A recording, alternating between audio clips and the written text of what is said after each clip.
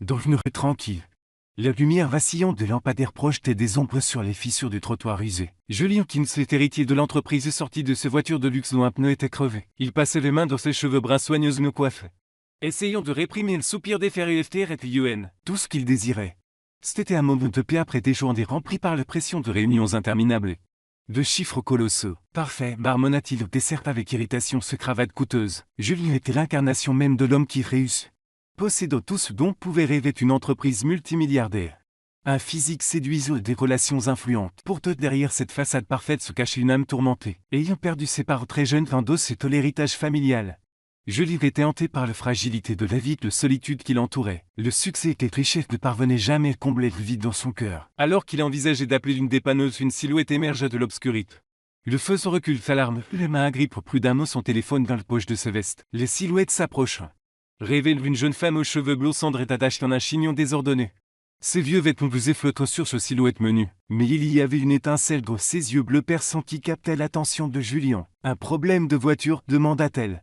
Sa voix résonnant comme une douce mélodie. Julie hésite puis hocha la tête. Un pneu crevé, répondit-il avec méfiance. Les jeunes femmes esquissaient un léger sourire et ses lèvres fines se retroussèrent à peine. Ça vous dérange si je jette un œil et je travaillais dans un garage avant? Curieux et sa meilleure option, Julien fit un geste en direction de ses voitures de luxe. Allez-y. Elle s'agenouille près du pneu. Ses mains calleuses se déplaçaient avec une grâce et une efficacité rare. Après quelques minutes, elle se relevait et s'essuyait les mains sur son vieux pantalon. C'est fait, dit-elle. Un doux sourire aux lèvres. Ça devrait tenir jusqu'à ce que vous arriviez d'un garage, Julien. Resta un instant sans voix. Merci, réussit-il à dire après une pause, puis il demanda comment vous appelez-vous? Ivy, répondit-elle le regard méfiant. Et vous, Julien Kinsley, se présenta-t-il. Sa politesse instinctive le pousse à tendre les mains. Ivy hésita un instant avant de la lui serrer. Le contraste entre leurs mains était saisissant. Les siennes étaient douces et soigneuses tandis que celle d'Ivy était rêche, tu sais. Un silence gêne s'installe entre eux. Julien ouvrit son portefeuille. Mal à l'aise, laissez-moi vous payer pour votre aide. Ce n'est pas de peine, l'interrompit Ivy. Les voix empreintes d'une pointe de fierté. Je n'ai pas fait ça pour l'argent, Julien froncelait. Sourcil surpris. Une fille vivant dans les rues qui refusait de l'argent? Une idée folle commençait à germer dans son esprit. Peut-être que j'ai une autre façon de vous remercier, dit-il lentement. Ivy croisait les bras sur sa poitrine, le regard froid. Quelle façon? Julien prit une profonde inspiration. J'ai besoin de quelqu'un pour m'accompagner. Événement caritatif ce soir, faites semblant d'être une petite amie. Ivy laisse échapper un rire amer. Vous êtes sérieux? Regardez-moi, je n'ai pas vraiment le profil de la petite amie d'un millionnaire. C'est exactement pour ça que vous serez parfaite, insista Julien. Son enthousiasme grandissant. Je dois faire bonne impression. Leur montrer que je ne suis pas juste un type riche qui jette l'argent par les fenêtres pour paraître vertueux. Ivy le dévisagea un long moment, ses yeux bleus perçants semblèrent lire dans son âme. Et qu'est-ce que j'y gagne? 5000 $, proposait Julien. Et vous pour regarder les robes et les accessoires de ce soir? Les yeux d'Ivy s'écarquillèrent. Sous le choc, elle reste silencieuse. Le visage tiraillé par des émotions contradictoires, Ivy n'était pas une fille ordinaire. Avant de se retrouver à lui qu'elle avait été les filles chéries d'une famille aisée. Ses parents entrepreneurs de succès l'avaient élevée avec amour et de grandes attentes. Elle avait été une étudiante brillante, belle et pleine de potentiel. Rêvant de devenir une architecte grenant, mais les vies ne se déroulent pas toujours comme prévu. Ses parents moururent dans un accident. Elle fut entraînée dans un tourbillon de dettes et perdit tout. En peu de temps, Ivy fut emportée dans une vie de sans-abri. Luttant chaque jour pour survivre, finalement elle prit les paroles. 10 000, dit-elle fermement. Et je veux le moitié d'avance. Julien ne put s'empêcher de sourire. Marche conclue, dit-il en tendant les mains. Avant de voir que Ivy regarde ses mains tendues. Puis les yeux de Julien. Vous vous rendez compte à quel point c'était insensé, n'est-ce pas? Julie haussa les épaules. Parfois les décisions les plus folles sont les meilleures. Elle soupira de prendre enfin sa main. Très bien, monsieur Kinsley. Vous avez votre fausse petite amie pour une nuit. Aucun d'eux n'aurait pu prédire que cet arrangement changerait leur vie à jamais. Julie ouvrit les portières et ils étaient tous deux s'embarquèrent pour un voyage inattendu. Si vous aimez cette histoire et souhaitez suivre d'autres récits touchants, n'oubliez pas de vous abonner à notre chaîne. Les voitures de luxe s'arrêtaient devant une boutique de mode haut de gamme. Des lumières vives scintillent, se reflétant sur les vitrines où étaient exposées des robes le soir étincelantes. Ivy hésitait en sortant de la voiture, les yeux remplis de confusion et d'une pointe d'appréhension. Autrefois du vivant de ses parents. Des endroits comme celui-ci lui étaient familiers. Sa famille avait profité de l'ir et shopping extravagante dans de telles boutiques de luxe. Ses souvenirs ressemblaient maintenant à un passé scintillant mais douloureux. Ivy avait autrefois porté des robes coûteuses et assisté à fêtes somptueuses avec ses parents. Mais c'était avant que son monde ne soit bouleversé. Avant que l'accident lui vole sa famille et la laisse sans abri. luttant chaque jour pour trouver de quoi manger. Désormais, le prix d'une de ses robes pourrait la faire vivre dans la rue pendant un mois entier. Julie pose une main sur son dos et la tire doucement de son flot de souvenirs douloureux, savez? Demanda-t-il de ses voix douces mais fermes. Ivy hochait la tête et s'efforça d'entrer dans les boutiques. Je vais bien, dit-il, bien que le sentiment de ne pas être à sa place lui collait à l'épaule. Une vendeuse en tailleur élégant s'approchait rapidement pour les accueillir. Malgré un bref regard de surprise face à l'apparence d'Ivy, elle garde son sourire professionnel. Reconnaissant Julien. Bonsoir monsieur, dit la femme d'une voix mielleuse. Nous sommes ravis de vous aider, nous avons besoin d'une robe de soirée. Dit Juliette avec un sourire confié d'épaule de quelque chose de spectaculaire. Mais peu trop extravagant. La femme jeta un coup d'œil à Ivy et évalua clairement de la tête aux pieds. Mais masque rapidement sa surprise initiale. Par ici s'il vous plaît. Invita-t-elle qui conduisant vers les zones d'essayage où les robes les plus élégantes étaient. Exposées dans un déploiement éblouissant, Ivy se mordit la lèvre de gorge neutre contemplant les robes coûteuses suspendues au portant. Elle ne pouvait s'empêcher de penser à son ancienne vie. Ces jours heureux, elle et sa mère choisissaient de robes pour les galas de charité et les événements importants auxquels sa famille assistait. Il faudra vous coiffer et vous maquiller, dit Julie. Observe attentivement l'expression d'Ivy. Et peut-être aussi une petite toilette, Ivy cligne des yeux confuse. Une toilette, Julie rebloussa légèrement. Sans vouloir vous offenser, mais vous venez de changer mon pneu. Et vous êtes couverte de poussière, Ivy pinça les lèvres puis hocha légèrement la tête. Bien qu'elle se sentît juge, elle savait que Julie avait raison. Bientôt une équipe de membres du personnel la guida vers un spot au sein de des boutiques. Ivy fut conduite à un espace de bain luxueux, doté d'une grande baignoire en marbre et de serviettes blanches douces et immaculées. L'eau chaude enveloppait son cœur. Lavant les saletés et fatigue des jours passés à survivre dans les rues. Lorsque ses cheveux poussiéreux furent lavés et séchèrent douce ondulation dorée, Ivy sentit une partie d'elle-même renaître, cela faisait si longtemps qu'elle n'avait pas connu un téléphone confort. Après un soin du visage, Ivy peinait à se reconnaître dans le miroir. Puis vint les robes, chaque fois qu'elle sortait de les cabines d'essayage. Ivy se sentait comme une personne différente. Mais la dernière fois, lorsqu'elle apparut dans une robe de soirée saphir, tout semble s'arrêter. Le robe épousait ce silhouette. Souligne ses courbes douces et faisant briller ses yeux d'un bleu profond, ses cheveux dorés. Était brosse et lisse et tombant en cascade sur ses épaules. Julien se fit joindre les yeux écarquillés. Parfaite, murmura-t-il, la voix légèrement tremblante, et Ivy se regarda dans le miroir. La femme qui les fixait lui semblait inconnue.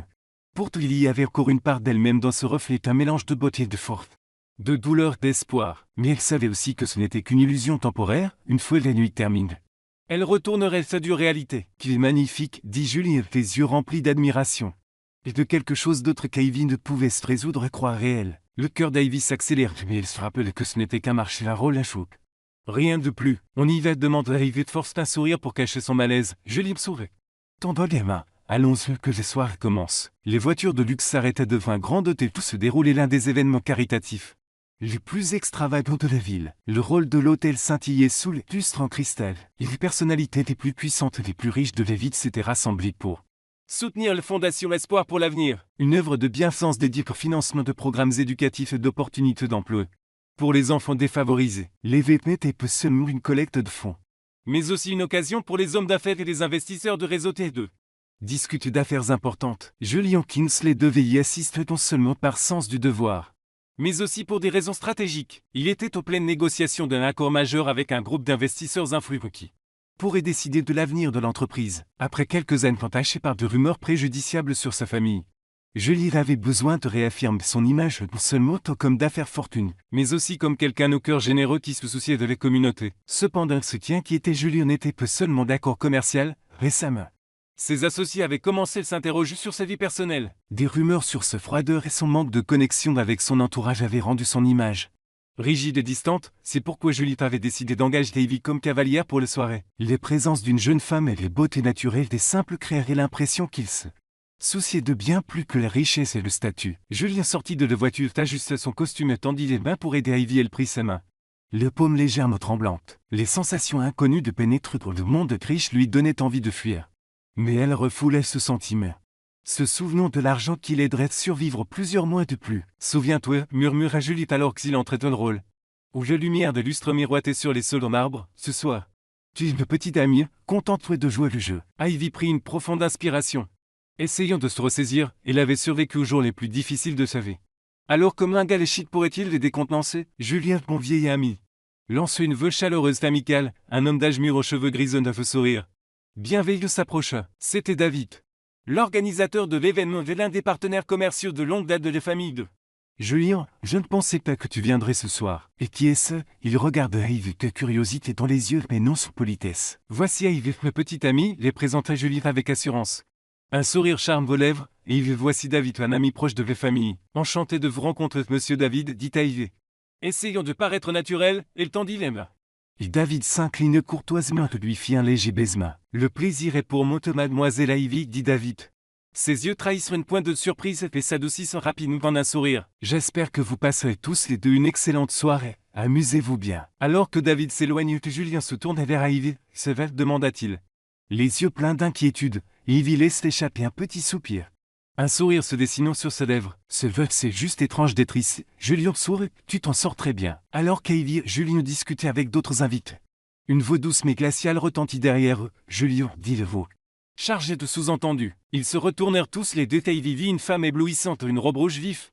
S'approchait, c'était Norée Beaumont. Norée n'était pas seulement une vieille connaissance de Julien, elle était la fille unique de l'un des principaux investisseurs de l'entreprise. Ses richesses et son pouvoir faisaient d'elle une figure importante des cercles de jeux de société. Mais plus particulièrement, elle avait autrefois nourri un amour non partagé pour Julien, qui n'avait jamais répondu à ses sentiments. Norée avait toujours cru que Julien était son partenaire idéal et refusait d'accepter que quelqu'un d'autres se mettent au travers de son chemin. Elle était connue pour être osée et manipulatrice. Norée dévisageait Yves avec regard glacial. Tu ne devais pas me présenter ta nouvelle petite amie? Demanda-t-elle. Les lèvres esquissent un sourire inamical. Julien Freddy mais garde ce voix calme. Non, voici Yves, petite amie. Il se tourne vers Yves et ajoute à Yves, voici Norée Beaumont.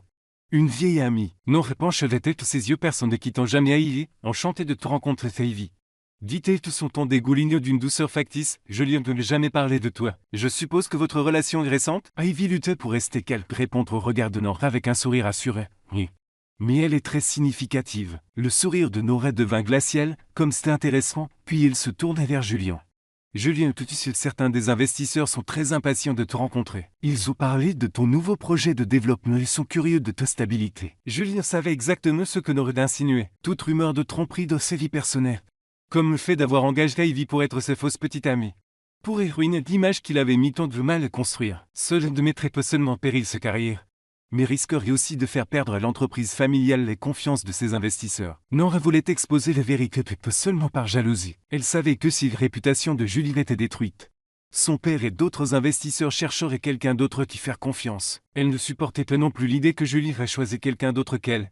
Surtout quelqu'un qui ne semblait pas appartenir à l'autre société. Elle voulait prouver que Julien était indigne, qu'être femme parfaite d'une ligne illustre était sa partenaire légitime. Norée affichait un sourire suffisant, les yeux pleins de défi. On se parle plus tard, Julien, dit-elle avant de s'éloigner, laissant une atmosphère tendue derrière elle. L'air de les pièces devait étouffant après le départ de Norée. Julien se tenait immobile, les poings serrés, tandis qu'Ivy sentait la tension irradier de lui de chaque respiration. Elle savait qu'il était entré dans un jeu, leur adversaire n'était pas seulement des yeux curieux des invités et une femme puissante et calculatrice. Julien se tourna vers Ivy, le visage mais les yeux résolus. Tu as c'était formidable, dit-il doucement et sincèrement.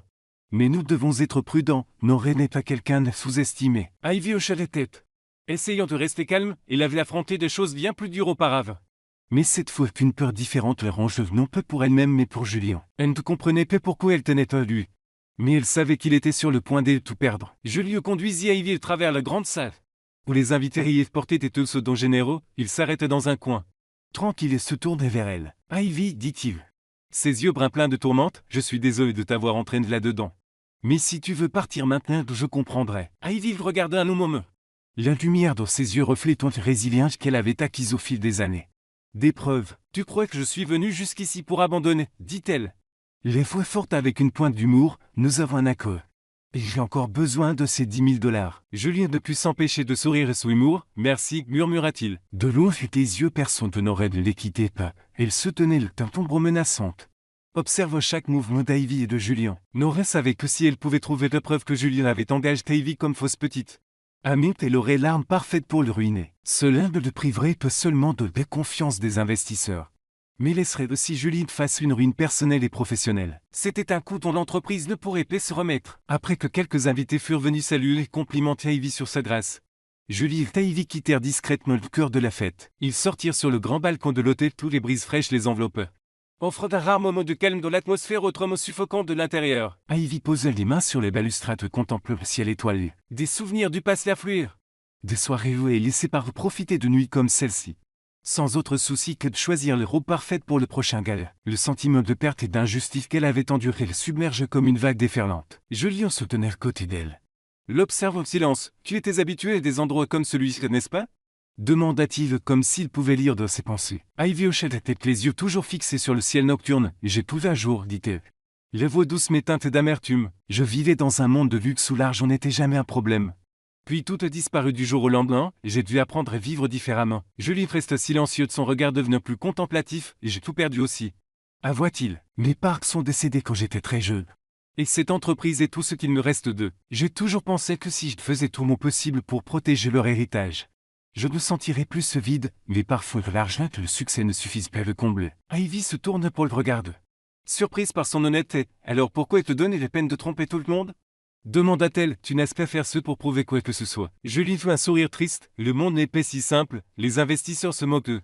Savoir si je suis seul ou non. Ils ont juste besoin de voir que je suis assez stable pour qu'on puisse me faire confiance, et si Noré découvre la vérité sur moi, je ne perdrai pas seulement mon image. Je perdrai tout ce pourquoi je me suis battu. » Ivy se tout sentant le poids de ses mots. Elle comprit que même si Julien était millionnaire, sa peur de perdre les choses qui lui étaient les plus chères était les mêmes que les peurs qu'elle avait ressenties. Ils étaient deux personnes de mondes différents, luttant toutes deux pour des choses qu'elles ne pouvaient supporter de perdre. Les ventes aux enchères se déroulaient sans accroc. Des sommes extraordinaires étaient offertes pour des articles de luxe. Tout le monde dans la salle regardait attentivement. Et Julie enchérissait continuellement sur les pièces les plus chères, donnant l'impression d'un homme généreux qui n'était pas seulement riche, mais qui se souciait véritablement des causes caritatives, et Ivy se tenait à ses côtés, essayant de paraître calme, mais à l'intérieur qu'elle ressentait une tension suffocante. Pendant ce sport avec un sourire calculateur, observé à distance, il réalisait que dénoncer Julien n'était pas seulement une vendetta personnelle. Si elle pouvait détruire la crédibilité de Julien devant des investisseurs, elle prendrait sa revanche, ouvrirait et dévouerait son père et d'autres pour reprendre les gras. Projet que Julie poursuivait, les manigances de Nora ne cessaient jamais, puis fin de les ventes aux enchères. Julie et Ivy furent invités sur scène pour remercier les généreux participants. Julien tenait le micro de son sourire poli mais tendu bien visible. « Je tiens à remercier sincèrement chacun d'entre vous pour votre contribution à la fondation. Espoir pour l'avenir. Vos dons nous aideront à transformer les vies d'enfants dans le besoin, leur donnant la chance d'un avenir meilleur. » Alors que Julien terminait son discours, des applaudissements éclatèrent dans les salles. Ivy se tenait à côté de lui souriante. Mais elle ne pouvait se défaire du sentiment de malaise persistant. Au moment où ils descendirent de l'Essefnor et s'approchaient d'un verre de vin rouge à la main, les yeux vifs et un sourire satisfait aux lèvres. « Julien, dit-elle, se voix mielleuse mais empreinte de sarcasme, ton discours était merveilleux. Mais je n'ai pas pu m'empêcher de m'interroger sur ta nouvelle petite amie, et il n'est-ce pas ?» Ivy se tourna pour faire face à Nord, sentant la tension palpable de l'air. « Oui, répondit-elle, faisant de son mieux pour garder sa voix calme. Nord s'approcha, se tenait un souffle de « Comme c'est intéressant, j'ai beaucoup entendu parler de toi, Julien.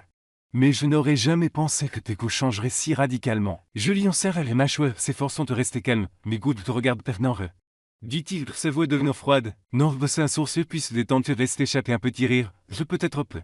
Mais si ça ne te dérange pas plus, j'ai une petite question. As-tu rencontré Ivy récemment? Fait-elle tes côtés depuis longtemps ?» Julien sentit les menaces sous-jacentes dans ses paroles. Il savait que Nord essayait de se mêler d'eux pour ce qui le rendait encore plus mal à l'aise. Mais avant qu'il ne puisse répondre, Ivy prit les paroles de manière inattendue. « Nous tous sommes rencontrés dans des circonstances qui ne ressemblent peu aux histoires d'amour, de contes de fées que vous pourriez imaginer, dit Ivy fixant le regard de Nord et son cil. Mais cela trompe à notre relation moins importante, parfois. Les choses les plus inattendues créent des liens les plus vrais. » Nord remarque une pause clairement décontenante si Ivy l'affronte si directement. Mais elle retrouvé rapidement son calme de sourire faiblement. « Vraiment, j'adore les histoires inattendues, dit-elle. Une lueur dangereuse dans les yeux, mais j'aime toujours découvrir la vérité derrière ces surprises. » Julien serra doucement la main d'Ivy, lui signalant de ne pas dire plus. « Merci de ton inquiétude, Nord, dit-il. La voix posée mais ferme. Mais maintenant, si tu veux bien nous excuser, je dois passer du temps avec mes petites amies. » Nord se contenta de sourire reculou d'un pas. « Bien sûr, passe une merveilleuse soirée. Vous deux. » Alors que Nord s'éloigne, Julien laisse échapper un long soupir. « Elle n'arrêterait pas, dit-il. » Se voix assez basse pour qu'Ivy se l'entende, Nord continuerait d'essayer de nous démasquer. Ivy sentit un d'inconfort se serrer dans sa poitrine. Elle ne voulait pas que Julien souffre. Mais elle ne pouvait s'empêcher de se demander comment elle s'était retrouvée dans cette situation. Pour tout au fond d'elle, elle savait qu'elle ne pouvait pas l'abandonner. Julien l'avait entraînée dans ce jeu. Mais maintenant elle sentait qu'elle devait se battre pour eux deux. « Nous trouverons un moyen, dit Ivy la voix résolue, tous les deux. » Julien les regarde une lueur de surprise dans son expression. À ce moment, Il réalisait que la présence d'Ivy lui avait donné plus qu'un simple bouclier fabriqué. Elle lui avait apporté quelque chose de véritablement significatif, mais ce lien serait-il assez fort pour résister aux manigances de Nora et vérité qui se profilaient de l'horizon? Les ventes aux enchères caritatives se terminent avec succès. Des millions de dollars avaient été récoltés pour la Fondation Espoir pour l'avenir. Julie Ivy avait réussi à s'en sortir. Mais tous deux savaient que cette victoire n'était qu'en surface. N'oubliez pas de vous abonner pour suivre d'autres histoires pleines de sens. Nora n'abandonnait peu après les ventes aux enchères et l'engage immédiatement un détective privé pour fouiller dans le passé d'Ivy. Se concentre particulièrement sur ses périodes de vie dans les rues. Nora voulait déterrer le moindre détail qui pourrait exposer des fausses relations de Julie et Ivy. Ternir la réputation d'Ivy endommageant ainsi l'image de Julian. Il lui suffisait de découvrir une petite erreur pour avoir l'arme parfaite pour les ruiner. Les relations entre Julie et Ivy ne s'arrêtaient pas là, ils parlaient souvent de se confier l'un l'autre sur la ville. Deux âmes blessées trouvent du réconfort l'une dans l'autre. Quelques jours après les ventes aux enchères, Julie et Ivy commencèrent à recevoir des messages menaçants, un après-midi. Alors que Julie travaillait dans son bureau, son téléphone sonnait. La voix douce mais tranchante de Nora résonnait dans le combiné. « Julie, j'espère que tu vas bien. Dit-elle son ton comme une lame. Je pensais que tu aimerais savoir que j'ai découvert des choses intéressantes sur ta petite amie. » Julie serra les mâchoires de ses mains se resserrant sur le téléphone. « Nora, que veux-tu » Nora rit. « C'est simple. Je veux que tu mettes fin à cette mascarade immédiatement, que tu admettes publiquement que tu as mise en scène tes relations pour gagner la faveur des investisseurs. Si tu ne le fais pas, je révélerai tout ce que je sais sur votre fausse relation et sur Ivy. Y compris son passé trouble. » Julie sentit son cœur se serrer. Il savait que sinon il révélait les moindres informations sur Ivy, non seulement sa réputation serait ruinée, mais la vie d'Ivy serait également détruite. Les pensées que la femme pour qui il avait développé une profonde affection souffre encore plus étaient insupportable. Ce soir, Julie invitait Ivy à son appartement. Ils s'assirent ensemble dans le salon. Les lumières de la ville scintillaient à travers les fenêtres. Ivy était assise en silence, ses yeux bleus assombris par l'inquiétude tandis qu'elle écoutait Julie raconter ce que Nora avait dit. Elle n'arrêterait plus, dit Julie. Les voix pleines d'impuissance, et les fouilles de tout passé. Elle est au courant, qu'elle menace de l'utiliser pour nous détruire tous les deux. Ivy se fige. Une vague de peur le submergeant, il avait l'habitude d'affronter des duretés de la vie. Mais cette photo de douleur ne venait pas seulement de l'humain, mais de les penser que Julien souffrait aussi à cause d'elle. On ne peut pas vous laisser gagner, murmura Ivy. Les yeux pleins de larmes, je ne veux pas que tu perdes tout à cause de moi. Julien se tourne vers elle avec ses yeux doux mais résolus. Ivy, tu n'es qu'un fardeau, tu as sa portée plus de sens et de vie que toute autre chose, nous trouverons un moyen de nous en sortir ensemble. Julie et Ivy savaient qu'ils devaient affronter Nora avant qu'elle ne puisse causer plus d'eux dégâts. Ils avaient besoin d'un plan pour démanteler son stratagème et renverser les situations. Nous devons reprendre le contrôle du récit, dit Julie de voix déterminée. Si nous nous présentons les premiers et disons les vérités sur notre rencontre et les véritables raison de notre arrangement, Nora n'aurait rien pour nous attaquer. Mais trouvait-il des investisseurs demandera Ivy. Anxieuse, Julie lui serra fermement la main. Nous le ferons d'une manière que personne pourrait nier. Il doit voir que ce n'est pas seulement une fausse relation, mais une histoire de deux personnes qui se sont trouvées dans les circonstances les plus inattendues. Ensemble, ils écrivirent une lettre ouverte partageant toute leur histoire. Du désespoir de Julie pour sauver sa réputation et la décision d'Ivy de participer pour survivre financièrement. Et comme un lien authentique s'était formé entre eux, ils voulaient montrer que parfois des accords calculés pouvaient naître des liens réels significatifs. Il n'y avait rien de mal à cela. Quelques jours plus tard, alors que Nora continuait de les menacer, Julie et Ivy décidèrent d'agir. Ils organisèrent une conférence de presse sur leur projet caritatif devant des investisseurs. Les presses. Quand Nora l'après, elle préparait toutes les preuves qu'elle pouvait pour exposer les relations de Julie et Ivy lors de l'événement. Julie monte sur scène, tenant fermement les mains d'Ivy devant les journalistes et des investisseurs. Ils commenceraient à parler avant de discuter des projets caritatifs. Il y a quelque chose que je dois aborder. Je sais qu'il y a eu des rumeurs sur ma relation avec Ivy, dit Julie, vous l'assure, est pleine de résolution. Aujourd'hui, je veux partager toute la vérité. Nous nous sommes rencontrés dans des circonstances qui sont loin d'un conte de fées romantique. Au début, c'était un accord calcul. Mais les choses ont changé. Ivy ne m'est pas seulement aidé à faire bonne impression. Elle m'a appris ce que signifie être authentique, être courageux et vivre avec sincérité. Premier continue. Les yeux brillants de détermination. Je ne suis pas parfaite, j'ai un passé compliqué, j'ai dû faire face à des choses terribles. Mais c'est à travers ces épreuves que je trouvais les forces de me relever et que je rencontrais Julie. Je ne m'attendais pas à trouver quelqu'un à qui je tenais vraiment. Leurs paroles sincères laissèrent la foule silencieuse. Personne ne pouvait ni donner de leur histoire. Même les investisseurs les plus sceptiques furent émus. Nora, debout à l'arrière, était figée d'incrédulité. Elle n'arrivait pas à croire que son plan avait si misérablement échoué. Elle n'avait pas compté sur le pouvoir de la sincérité et du courage de deux personnes qu'elle avait sous-estimé. Après la conférence de presse, Julien Crévy confrontèrent Nora. Tu as perdu, dit Julien. Se voix calme et ferme. Tu peux continuer à essayer de nous démolir. Mais maintenant tout le monde connaît les vérités, ils sont de notre côté, Nora de Puc. Battre retraite la mère est vaincue. Le stratagème de Nora démantelé. Julien Crévy put enfin pousser un soupir de soulagement. Il savait que les routes à venir seraient encore pleines de défis. Mais il savait aussi qu'ensemble ils pourraient tout affronter. Deux âmes solitaires s'étaient trouvées dans les circonstances les plus improbables. Et cela avait tout changé. Julien serre et vit contre lui, sentant son cœur battre le chemin tout seulement de soulagement. Mais dans l'amour qui se renforçait, on va y arriver, murmura-t-il d'un doux sourire aux lèvres. Quoi qu'il arrive, je serai toujours là avec toi. Et Ivy lui rendit son sourire. Les yeux brillants de bonheur, je serai là avec toi aussi. N'oubliez pas de liker, de vous abonner et d'activer la cloche de notification pour plus de vidéos.